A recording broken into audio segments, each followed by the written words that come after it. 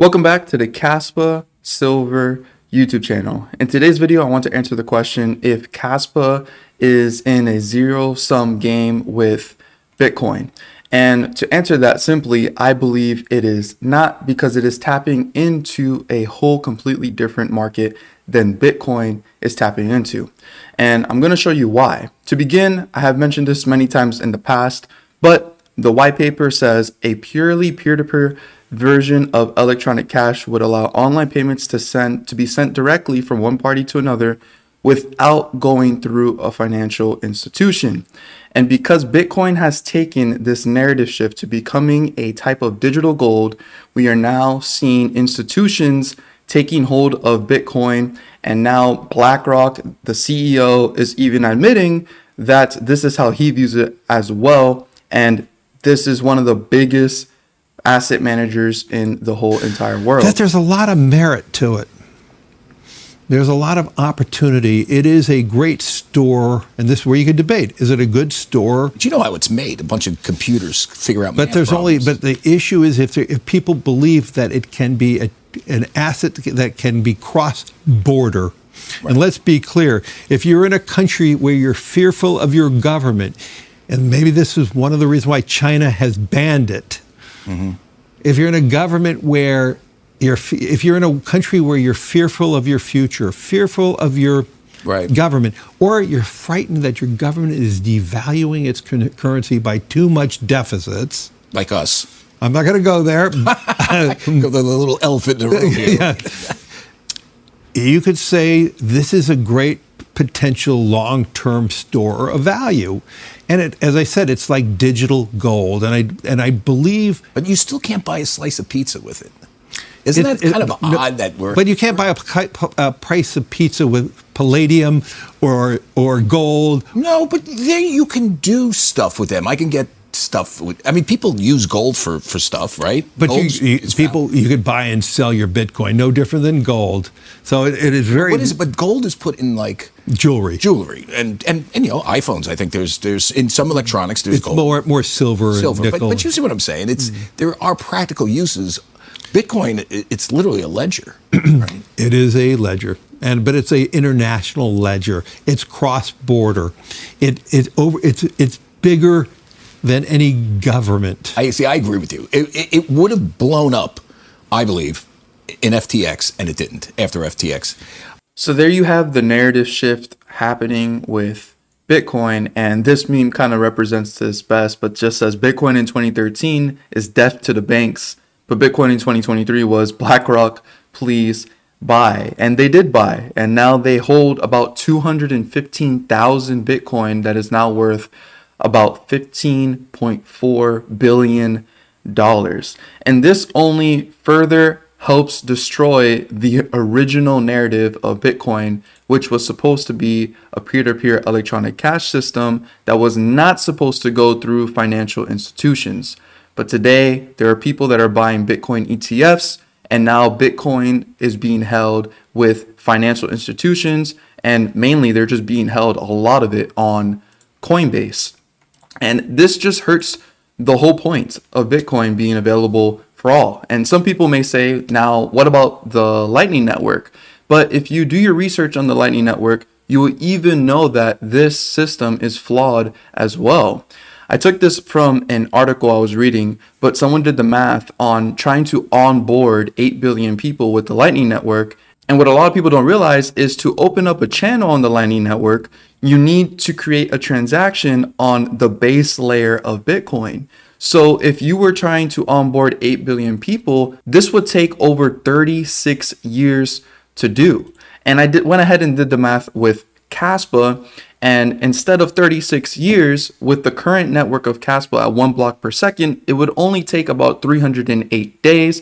And soon Kaspa will upgrade to 10 blocks per second, which would then bring it down to only 30 days. And we don't even need it to be that fast, because for sure we know that all 8 billion people are not going to be getting on to Kaspa right away, and it's going to take a lot of time before most of the globe continues to consider getting into cryptocurrencies. But I truly do believe that Kaspa is in a zero-sum game with a another cryptocurrency. But this post down here really says it best, the difference between Bitcoin and Kaspa, and why I still see value in Bitcoin and why I still personally hold Bitcoin as well. I say here Bitcoin is a store of value or digital gold, and Cas is a true digital silver meant for store of value and medium of exchange. And this person says here Bitcoin, a store of value, should be reliable. Kaspa, a peer-to-peer currency, should be able to facilitate everyone on the world. And this is why they are just simply not the same. And if we're looking at assets by their market cap in the world, we could see that Bitcoin has just recently passed silver. And I truly believe that Bitcoin is the gold for my generation moving forward. And I believe personally that one day Bitcoin would possibly potentially pass gold in market cap. But is silver in a zero-sum game with gold? A lot of people would say no, and in fact, a lot of people still hold both gold and silver, and I see this perfectly playing out with Kaspa here. Let's go ahead and take a look at the vision of Kaspa on the website and also by the founder of Kaspa himself. It says here, the vision behind this project is to build a Nakamoto-like service that operates as fast as internet speed allows. We wanted to build a system that surpasses the limits of Satoshi's V1 protocol, aka the Nakamoto consensus, yet adheres to the same principles embedded in Bitcoin.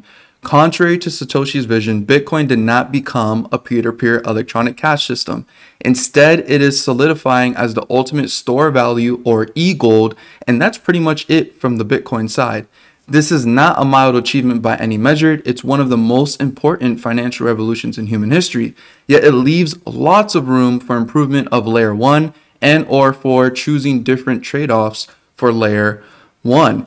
And this is why I don't embrace Kaspa maximalism. I instead embrace proof of work maximalism, and I choose both Bitcoin and Kaspa as my holds, with Kaspa being, of course, my higher allocation, simply because there is just a better ROI potential in the near term than Bitcoin does in the longer term. But nonetheless, this does leave a market wide open for Kaspa to tap into. And it says here, for Kaspa, we look to silver, which presented a different trade-off versus gold. In the original Aramaic text, Kaspa is known as silver, and was historically treated as less precious than gold, but more circulative, less valuable, yet more acceptable as payment. And this is working perfectly with Kaspa having a 28 billion supply cap instead of Bitcoin's 21 million supply cap, which is very, very low. And as you could see, BlackRock is already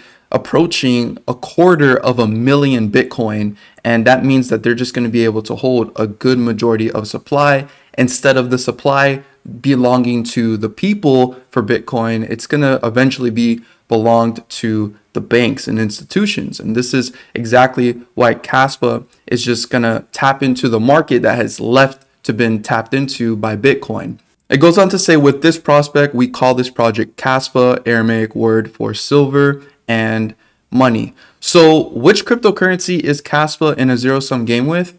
And the founder of Kaspa actually has a pretty good summary of, we are in the zero-sum game with Litecoin. And he says here, admittedly, as Nick Szabo likes to remind us, any new cryptocurrency gets a negative on the social scalability part. This can be said on any new social network, not only money-powered ones.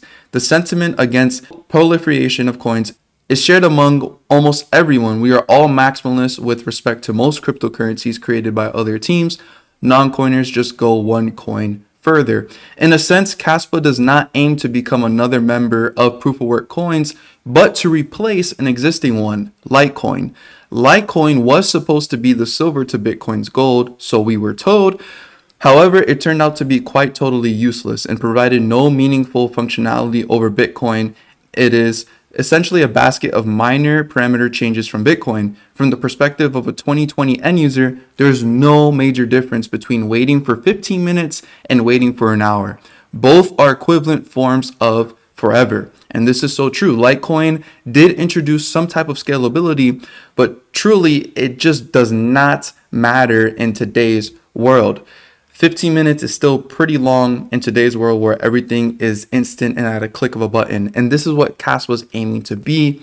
Currently, you just have to wait 10 seconds for anything to happen, and that will only get better once Dagnite gets implemented in the future. He goes on to say, I admit to not fully understand the light aspect in Litecoin. Despite the meme, nothing in Litecoin's design makes it lighter. It bears the same block size limit as Bitcoin and a theoretical higher throughput capacity. The only reason it is currently light is that it is empty. But a silver should be used more, not less frequently than gold to justify itself. And a crypto silver's ledger should be in fact be heavier than Bitcoin's. Perhaps it is widely understood that Litecoin is simply a light-minded version of Bitcoin and its community, being more agile and less principled than Satoshi's adamant followers. The founder, going by Satoshi Light, does speak more to it than any further discussion. I suppose this light-mindedness was a positive thing at the time, as a test bed for SegWit was very much needed. Just saying, if serving as a test bed for one patch to Bitcoin's protocol provided Litecoin with an intrinsic value of 10 USD, imagine the potential market cap of Kaspa facilitating as a testbed for 10 Bitcoin protocol patches. My hope is for Kaspa to become a home for the principal community of devs, researchers, and proof of work fans, to be a vibrant testbed for new ideas, a place where innovation is welcome outside the money base, and the path to integration of tested and justified features is in sight. This agility is one of the privileges of being the self-proclaimed little brother, and we should take full advantage of it. The burden of proof of work is on us, and this is very true. Kaspa is not afraid of innovation. Its whole purpose is to continue the movement of proof of work and basically to make it great again. All the other proof of work coins are basically staying stagnant in their ways and no longer getting better. But Kaspa is defying what was used to be believed, that proof of work could never scale, but instead it is scaling. And in fact, Kaspa has solved the trilemma using proof of work and does not have to rely on layer 2s or proof of stake at all. And lastly, I just want to show you that truly, if you were holding Litecoin since inception, you have only lost value against Bitcoin. And this is probably one of the best indicators to know if any asset you hold is worth the while, is when you compare it to Bitcoin. And if this chart is going down when you put it on top of Bitcoin, then truly it was always better to just hold Bitcoin instead. But if we look at something like Kaspa, we can see that we are possibly holding something here that is truly revolutionary and has not been seen before and may make rounds in the crypto space with its revolutionary technology and what it's going to be bringing to the table. Tapping into digital currency, tapping into smart contracts on a proof of work system that is fully decentralized, scalable, and also secure at the same time, similar with Bitcoin. And looking at both of these charts, we could see something very, very similar happening here. And honestly, only time will tell us if this path with Kaspa will be correct. But truly, I'm placing my bets on Bitcoin and Kaspa for the future. I hope you guys enjoyed that video. And before I go, Tangem has recently released a new limited edition Kaspa wallet, and honestly, I like it better than the one they had before. This one is more kind of like just all black with the Kaspa logo, so it looks really decent. They started with 2,000 wallets available, and currently it's sitting at 1,537 left. The link will be down below to get your hands on this exclusive limited edition Kaspa Tangem card wallet. This can store your Kaspa offline and off exchanges, so you no longer have to rely on an exchange to secure your funds. If you use the code Kaspa Silver at the checkout, you can get 10% off any purchases you make on here. And I also do receive a commission if you use that code. So I just want to thank you so much for that, because it does help support the channel. So thank you guys again for watching. Leave a like, subscribe to the channel if you guys are new around here. And as always, don't be average, be different.